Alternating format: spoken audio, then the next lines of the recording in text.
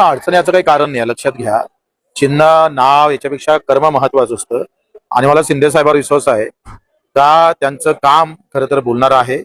जनसामान्यांची सेवा हे ब्रीद असल्यामुळं निकाल तर बाजूनच लागेल, पण कदाचित 100पैकी एखादा टक्का विश्वास नाही ठेवला तरी काम बोलतंय माणसाचं, आणि कामावर विश्वास आहे. त्याच्यानं कोर्टात काय निकाल लागन हे आमच्या किंचित त्या तो काय म्हणताय चिंता नाही, त्याच्यानं तो काही विषय नाही. त्या पद्धतीने संजय राऊत असतील, उद्धव ठाकरे असतील, आदित्य ठाकरे ज्या पद्धतीने बाहेर सध्या टीका जोरात करायला लागले, ते बॅकफुटला होते ते आता फ्रंटफुटला आल्याचं वाटतं. कपिल सिब्बल खूप मोठ्या प्रमाणात त्याला काही अर्थ नाही. मला असं वाटतं का एकंदरीत शिंदे साहेबांची धावपळ, त्यांचा संपर्क, त्यांचा लोकभावना ह्या ज्या महत्वाच्या आहे त्या कसं आहे, फक्त नावावर आणि चिन्हावर सगळं काही होत नसतं. त्याच्यानं त्याची चिंता करायची नाही आणि निकाल बाजूनच लागेल. आणि नाही लागला तरी शिंदे साहेब सक्षम आहे.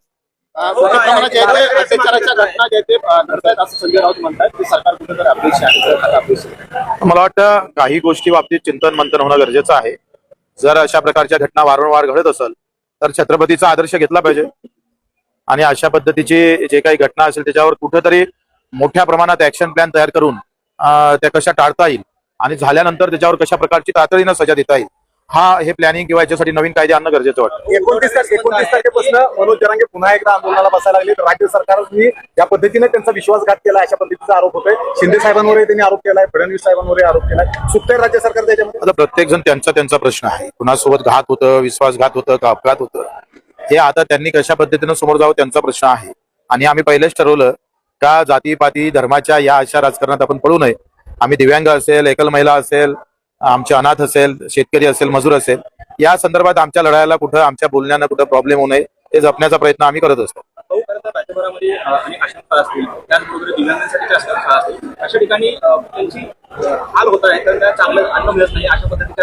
या बाबतीत मी विधान परिषद मध्ये पण चर्चा केली. आमच्या अतुल सावेंनी मला शब्द दिला का मी सीएम साहेबांसोबत याच्याबाबत बैठक लावतोय, आणि आता 1 महिना होतोय. आता अतुल साहेबवरच हक्कभंग करावी लागेल की काय, अशी परिस्थिती आमच्यावर आलेली आहे. आश्वासनाची पूर्तता होत नाही आणि एखादा सभासद त्याच्यावर प्रश्न विचारतं. या सगळ्या गंभीर प्रश्नाकडे घेऊन जाण्याचा प्रयत्न करतोय, तर जातीपाती धर्माच्या भानगडीमध्ये अशा महत्वाच्या घटनेकडे दुर्लक्ष होता कामा नये. म्हणून तुमच्या माध्यमातून अतुल सावेंना पुन्हा विनंती आहे, जे दिव्यांगाचे मंत्री आहे, अशा प्रकारच्या रोज घटना दिसत आहे. वसतिगृह बरोबर नाही, शाळा बरोबर नाही, त्यांचे मानधन बरोबर भेटत नाही. कित्येक दिव्यांगांना 6-6 महिने झाले त्यांना मानधन मिळत नाही.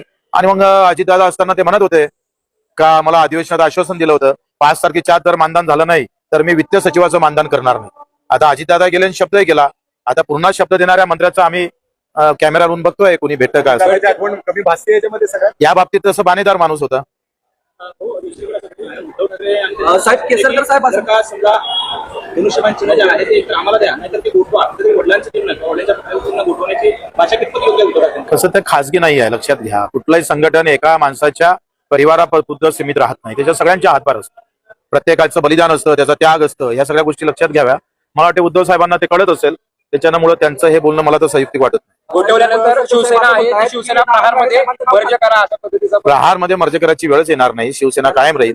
शिंदे साहेबांचा धनुष्यबाणही कायम राहील, त्याच्यावरचा वाघही कायम राहील आणि त्याच्यातले वाघही कायम राहील. हो, दिव्यांग प्रमाणपत्रावर राज्यातील अनेक अनेकांनी नोकऱ्या मिळवलेल्या, त्या संदर्भात आपल्या